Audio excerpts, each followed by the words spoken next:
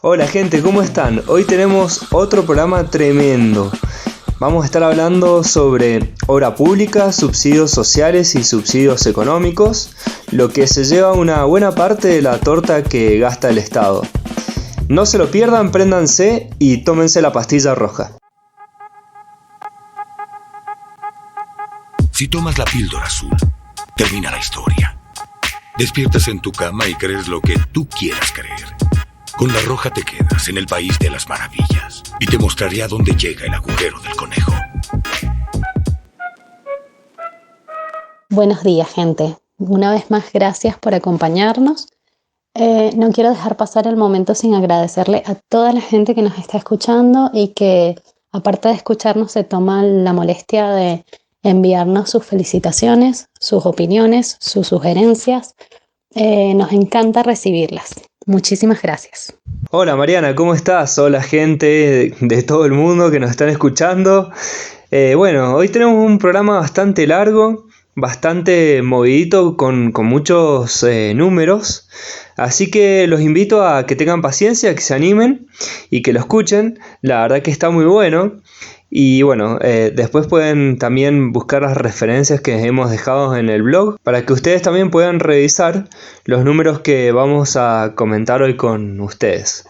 Sí, nuestra idea es no solo traerles información, sino invitarlos a pensar, a revisar ustedes mismos y a sentar una postura propia. Y si hablamos de gasto público, no debemos dejar de hablar de la obra pública, ¿no es cierto?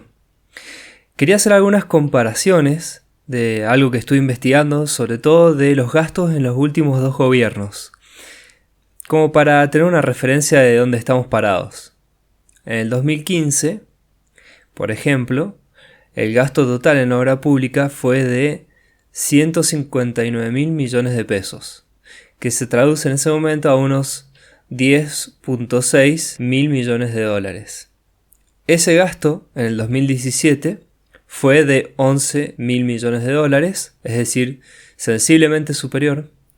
Sin embargo, en el 2018, después de las fuertes devaluaciones que sufrimos, el gasto en obra pública quedó en unos 5.000 millones de dólares. Es decir que, como vemos, la tendencia de mediano plazo es que el Estado cada vez destine menos capital, menos de sus recursos a obra pública.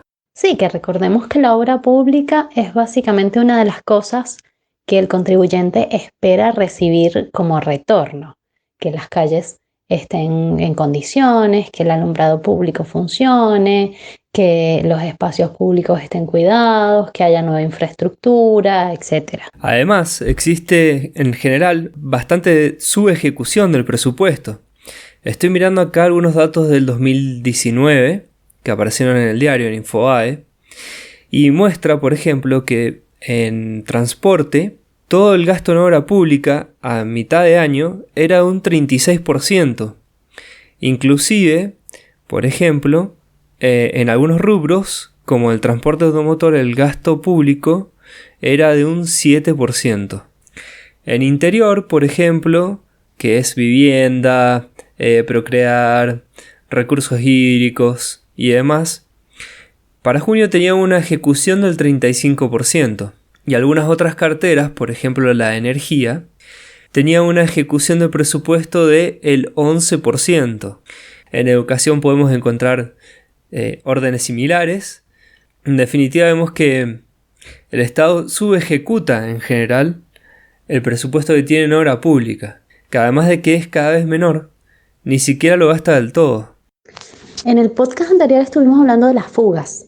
¿Qué pasa con las fugas en el ítem de obra pública, Augusto? Sabemos, es súper conocido que durante el gobierno de Cristina hubieron muchísimos de estos casos. Uno de los grandes beneficiarios fue, por ejemplo, Lázaro Báez, que, para poner los números, 51 de las obras viales que le fueron otorgadas, solo 2 fueron culminadas en el plazo previsto, es decir, no tuvieron su ejecución o, digamos, no se estiraron en el tiempo. De las otras 49, Lázaro Báez dejó sin terminar 25, y las otras, que son 24, Finalizaron, pero después de un montón de ampliaciones de plazos y de costos. Claro, y no podemos olvidar que esas ampliaciones, tanto de plazos como de costos, la terminamos pagando nosotros. Son ineficiencias. A diferencia del sector privado, en el que cuando hay ineficiencias, pues es el mismo sector quien tiene que pagar esa ineficiencia y por lo tanto se preocupa por evitarla. En el sector público, cuando pasan estas cosas y hay ineficiencia en la culminación de estos proyectos, simplemente se ponen nuevos impuestos y se recaudan nuevamente. Sin embargo, los sobrecostos no son propiedad de ningún gobierno. Por ejemplo, una obra de la Ruta 8 entre Pilar y Pergamino, que había sido presupuestada en 19 millones de dólares en el 2015, pasó a costar 62 millones de dólares en el 2019. Esto implica un aumento del 328% en el presupuesto. ¡Wow! 300%. Sí, no es exclusivo de ningún gobierno y aparte es descarado. Y para cerrar con este tema, que la verdad que es escandaloso cómo meten la mano la política, porque en definitiva termina aliada al sector que ejecuta las obras y que se beneficia en mayor o menor medida. Para tener una idea de la película, hay una nota acá en Perfil que estoy viendo que dice que la corrupción en la obra pública costó unos 80.000 millones de dólares en 13 años. Es decir, es prácticamente 2 veces el préstamo que pedimos al FMI. Este cálculo, según lo que comentan acá en Perfil, resulta de contemplar un 25% de sobreprecios, un 20% de sobornos, y bueno, equivalen a un 80% de los recortes que hicieron las provincias para cumplir con el ajuste fiscal allá por el 2018. Y hay mucha gente que está ya convencida de que toda esta corrupción es un mal que simplemente tenemos que soportar. Y no es así. ¿Qué podríamos hacer un poco para contrarrestar esto? Y para evitar toda esta corrupción, este clientelismo, la asignación arbitraria de obras y demás, existen mecanismos que se podrían aplicar para resolver el problema. Lo hemos escuchado hablar muchas veces a Javier Milei sobre este tema, siempre promocionando el modelo de obra pública a la chilena. ¿Pero en qué consiste? Voy a tratar de explicarlo en un párrafo, en muy pocas palabras. Quizás es mucho más complejo que esto, pero quiero darles una idea. Porque a mí también me ha pasado, lo he escuchado un montón de veces a Javier y no termino de entender cómo es que funciona el mecanismo, por lo menos a grandes rasgos.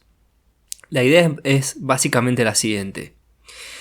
Pueden haber iniciativas que sean de públicas o privadas para hacer obras, ¿no es cierto? No solamente está ligado a lo que quiere el gobierno de turno, sino que también pueden haber proyectos que presenten los mismos privados, digamos, para ejecutar la obra pública. Si al gobierno de turno le interesa y si es interés del Estado en definitiva, el proyecto se puede hacer. Una vez que se arma una licitación, se elige al que ofreció el menor precio y después se sigue trabajando sobre la propuesta para analizar cuáles son los mecanismos de financiamiento, cuáles son los contratos que se van a hacer, cómo se van a diversificar los riesgos y en definitiva, bueno, un montón de cuestiones contractuales. La clave de todo esto es que la empresa es la que arriesga el capital y no es el Estado el que termina pagando por la obra.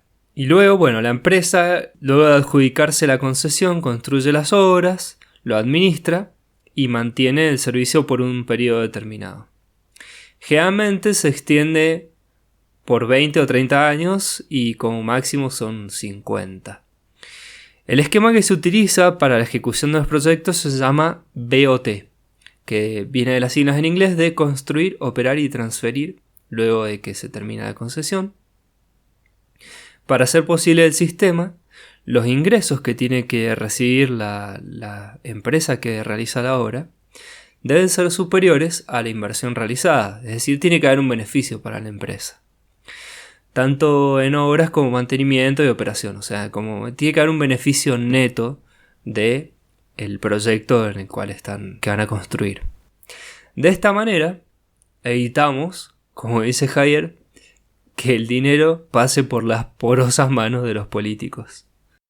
Claro, y lo más importante a resaltar y a destacar de este modelo es que al ser responsabilidad del sector privado y al ser quien está poniendo el capital en riesgo, el incentivo es a ser eficiente, porque si eres ineficiente, estás aumentando tus costos y por lo tanto estás ganando menos. Mientras que si es el sector público quien pone la plata, como la ineficiencia la paga el contribuyente, realmente el incentivo no está puesto en ser eficiente. Esto es muy importante que lo entendamos, porque por ahí al inicio podemos creer que es más barato que lo haga el Estado, pero lo cierto es que va a ser muchísimo más barato para el contribuyente que lo realice una empresa privada, aun cuando durante algunos años obtenga un beneficio de esta obra. Sí, estamos de acuerdo. La verdad que por ahí parecería que el Estado, si se hace cargo, lo haría de una manera más eficiente, pero es todo lo contrario, porque en definitiva el Estado termina tercerizando y las empresas consideran un sobreprecio que es el riesgo de trabajarle para el Estado, ¿no? Además de que al privado, precisamente por ese cobro extra, le interesa el mantenimiento de esa obra. Al Estado no, a la política, separemos el Estado del gobierno de turno y de los políticos de turno, les interesa que esa obra dure lo menos posible porque así puede hacerla de nuevo y vender que está ayudando y generando beneficios para el bien común. Todos tenemos ejemplos de cosas que se han inaugurado 1, 2 o 3 veces en nuestras localidades.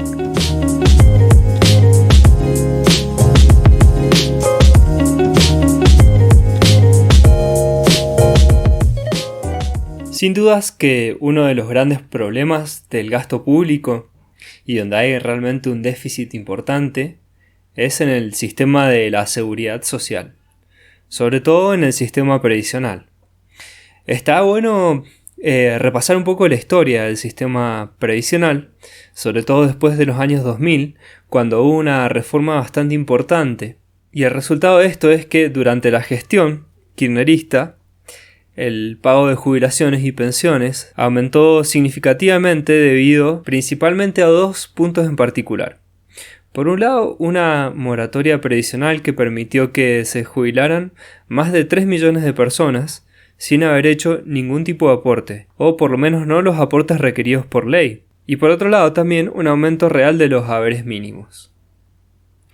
En el 2008 se produjo una estatización del sistema de jubilaciones, que realmente fue un avance sobre la propiedad privada, porque muchos de las jubilaciones del sistema de capitalización pasaron a manos del Estado sin ningún tipo de permiso o aval de aquel que se encontraba en el sistema de capitalización. Para que se entienda, estas eran personas que habían decidido salir del sistema de reparto y poner su dinero en estas AFJP, aceptando previamente todas las condiciones que estas empresas le ofrecían en su sistema de capitalización, en su plan de capitalización. Entonces el Estado decidió ir en contra de la voluntad de estas personas, sacarlos de ese sistema de capitalización individual en donde habían decidido poner sus ahorros y expropiar esos ahorros e incluirlos en el sistema previsional.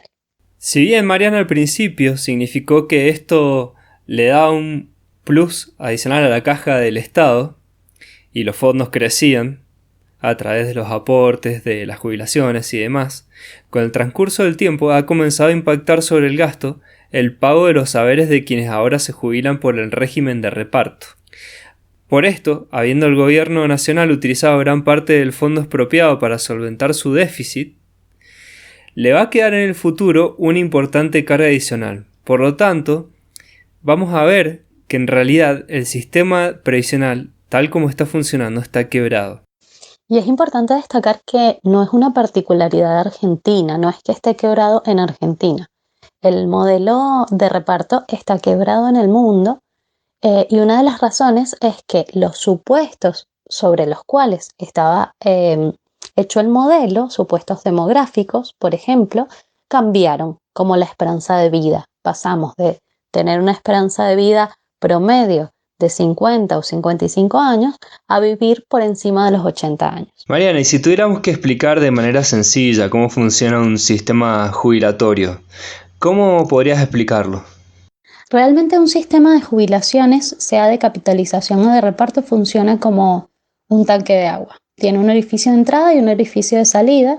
El orificio de entrada está representado por los aportes, bien sean de capital o de intereses, y el orificio de salida está representado por las jubilaciones o el pago de estas jubilaciones. El tema con el sistema de reparto es que el orificio de salida se hace mayor al orificio de entrada. Entonces, sale más de lo que entra y ese tanque de agua va disminuyendo su línea de flotación. Mientras que en el sistema de capitalización el tanque se mantiene estable porque el orificio de entrada, es decir, los aportes y el interés, serán siempre iguales o menores al orificio de salida, o sea, a las salidas. Básicamente por eso el sistema de reparto no es viable y la opción que queda es el sistema de capitalización. Ahora pongámonos un poco más técnicos sobre el sistema jubilatorio. Específicamente, el sistema previsional argentino le saca compulsivamente a cada trabajador el 35% de su salario bruto.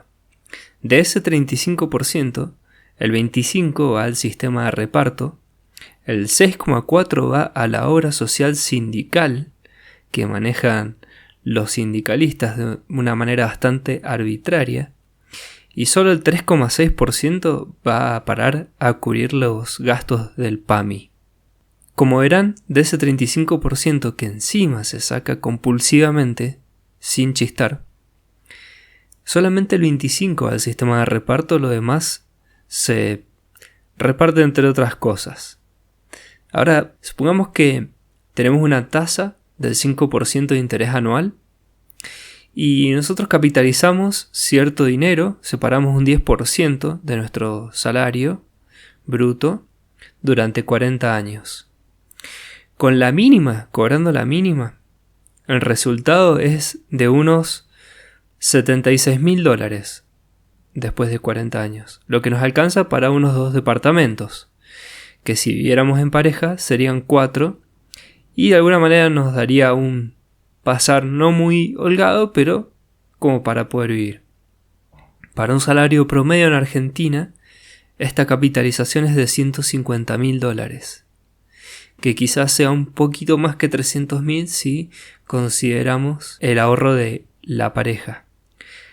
El sistema de capitalización, como vemos, permite que ese ahorro que agregamos todos los meses en nuestra cuenta se capitalice y a través del interés compuesto crezca a un ritmo exponencial. Por otro lado, el sistema de reparto, que se empezó a implementar por primera vez en el 45 o cerca del 45, quebró 40 años después.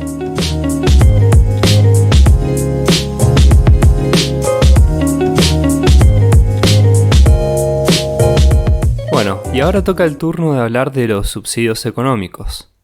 Un gasto dentro del Estado que no es para nada menor y que a lo largo de la época kirchnerista aumentó considerablemente. Había un desfasaje al final del 2015 de un 15-1 de los valores de las tarifas que deberían cobrarse en ese momento. Sin embargo, el ajuste se hizo parcial y de una manera incorrecta. Lo que se debería haber hecho es haber empezado por redefinir los contratos con todas las empresas de servicios públicos. El objetivo era eliminar un 4,1% del gasto público comparado con el PBI, correspondientes un 2,9% a la nación y un 1,2% a las provincias. Si se hubieran redefinido los contratos y no se hubiera hecho de la manera que se hizo, los aumentos hubieran sido en promedio de un 100% y no del 500%. Pero acá hay un punto importante que debemos aclarar. Cuando se hacía esa propuesta, cuando Javier Milei y Diego Giacomini hacían esa propuesta, las condiciones económicas no se habían deteriorado tanto como hoy y el desfasaje no era tan grande. De hecho, no había control cambiario, el porcentaje de inflación era menor, etcétera, etcétera. Entonces, esa es la razón por la cual ellos eran tan enfáticos al condenar el gradualismo. Porque el problema es que si la velocidad del ajuste era inferior a la velocidad en la que las variables económicas se iban deteriorando, ese ajuste iba a quedar desfasado en sí mismo. Entonces iba a pasar lo que ocurrió, que hubo muchísimo porcentaje de aumento, pero aún siendo muy grande, no fue suficiente para cubrir el desfasaje.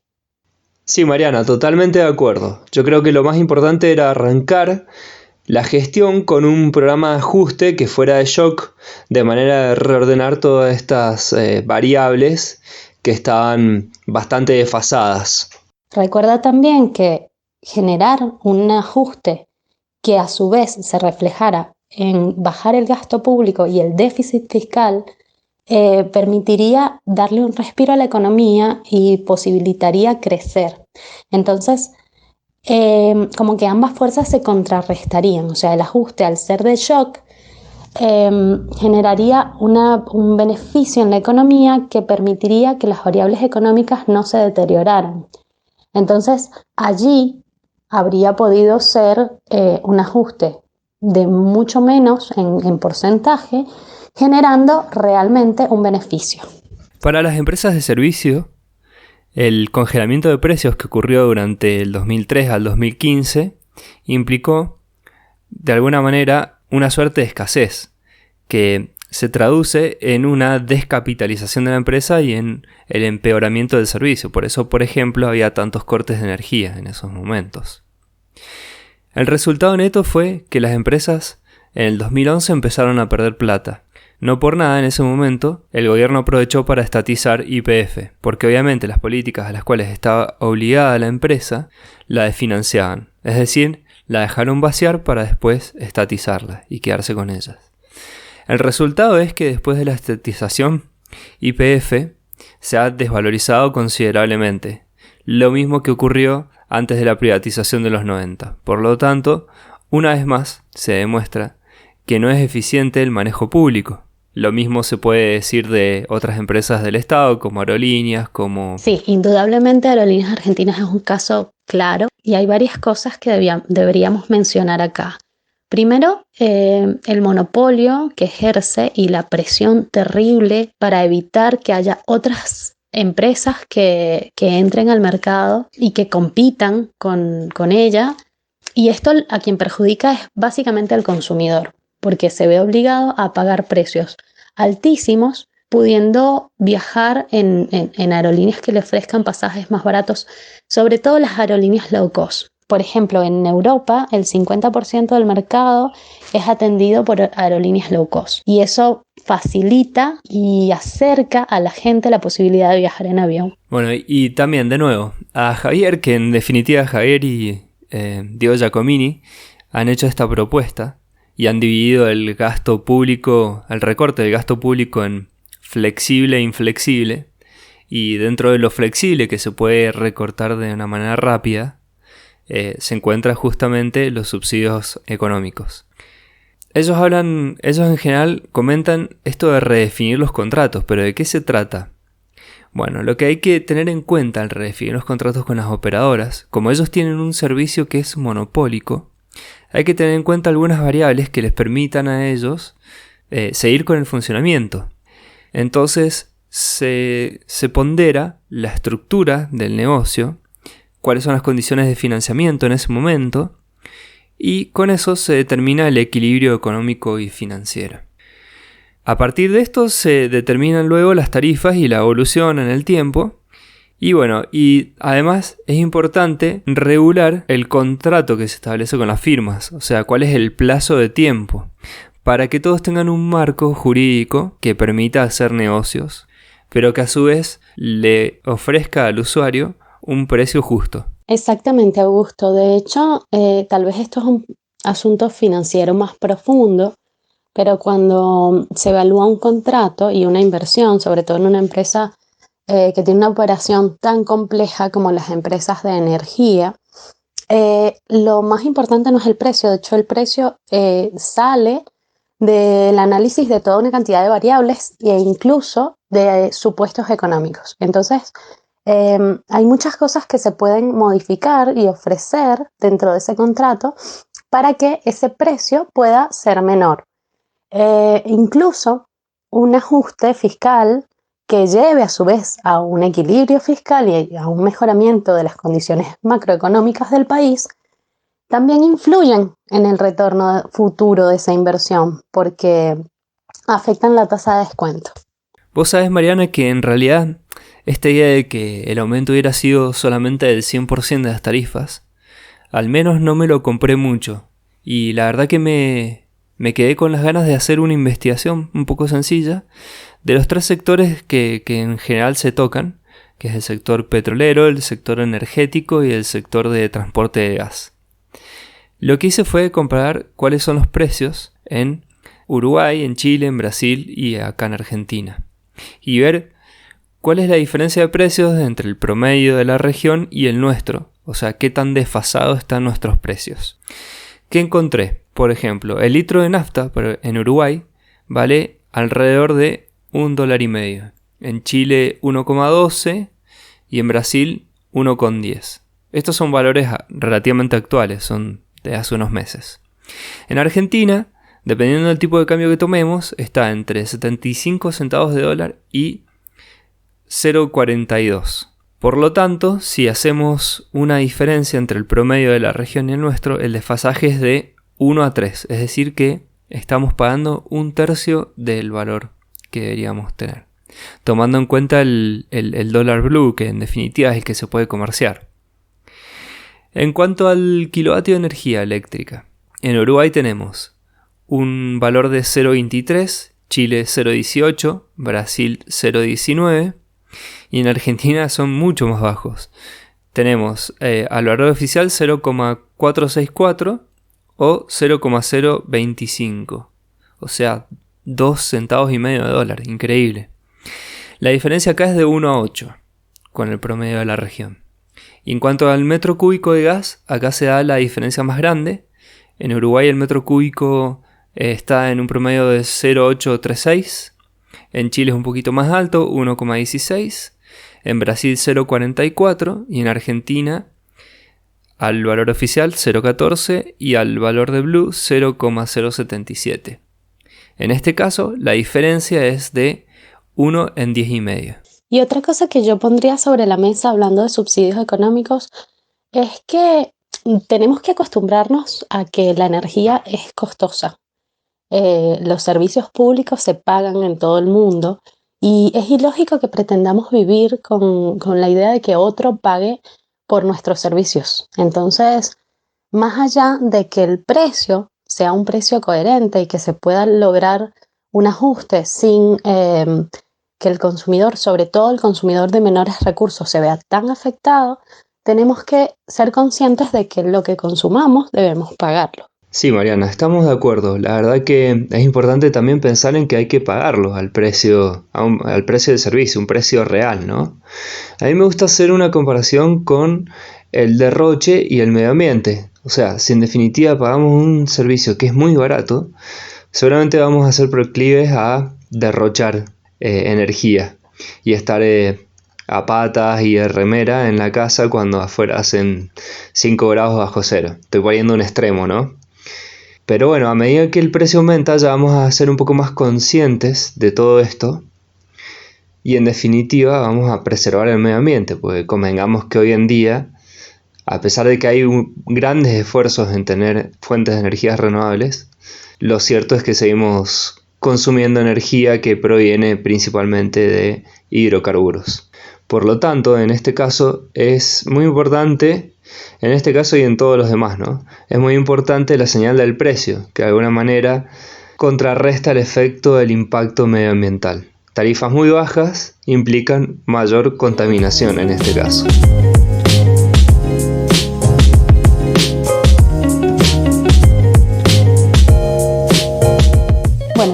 los subsidios económicos, es importante un poco correrse del tema económico y mirarlo desde un punto de vista más filosófico. Porque como en economía hay una parte que se ve y otra que no se ve, las consecuencias de las acciones económicas pueden ser contrarias a lo que inicialmente perseguíamos. Y eso es un poco lo que pasa con los subsidios económicos. Parece que estamos beneficiando a las clases más necesitadas, pero realmente estamos beneficiando a las clases más pudientes en detrimento de los más pobres. Entonces, por eso es que es tan importante mirar lo que apoyamos y hurgar un poquito en cuáles son las consecuencias reales. Entonces vos, Mariana, me estás diciendo que los subsidios económicos en realidad benefician más a los sectores más altos. Qué loco, ¿no? Queda claro entonces en definitiva que los que más pagan impuestos son los deciles más bajos. Los que más pagan impuestos son los de menos recursos, porque los mayores impuestos o los impuestos que más recaudan son los impuestos al consumo. Y precisamente los más pobres son los que no pueden dirigir su ingreso a invertir o a ahorrar.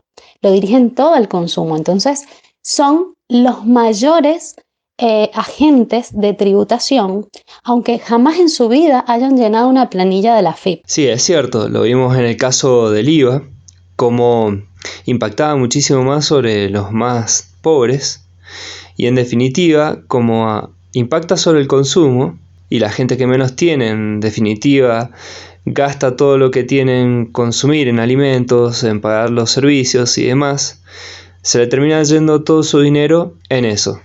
Entonces, aun cuando reciban subsidios por un lado, se los sacan por otro. Entonces, cuando hablamos de otorgar un subsidio económico, tenemos que recordar que no lo está dando el Estado, lo está dando la persona que paga impuestos. Y los que más pagan impuestos son los pobres. De hecho, entre los años 2003 y 2015, Argentina tuvo 150.000 millones de dólares de subsidios a energía y a combustible, y cuando vemos el reparto de esos subsidios, el 20% de la población con más ingreso recibió 4 veces más subsidio que el 20% de la población con menores ingresos. Qué buena nota de color, ¿no? Sobre todo para aquellos que defienden estas políticas, entre comillas, inclusivas. Una de las cosas con las que se solía hacer chistes era el hecho particular de que en Buenos Aires, en los sectores más exclusivos de Buenos Aires, muchas de las piscinas o piletas se calefaccionaban con gas. Habría que preguntarle a un europeo, a un suizo o a un finlandés si tiene el dinero suficiente para calefaccionar su piscina con gas. Sí, la verdad que me parece un despropósito total. Bueno, Mariana, llegó el dictador, el tirano más heavy de todos, el tiempo. Nos quedamos nuevamente sin tiempo, así que será hasta la próxima con un montón de cosas nuevas. Bueno, y así llegamos al final. Gracias, Augusto, gracias, gente. Es un placer que nos escuchen y bueno, ya hemos hablado de muchísimas cosas. En nuestro próximo episodio estaremos hablando por fin del mercado, una alternativa a todo esto. Chau, chau, nos vemos, hasta la próxima.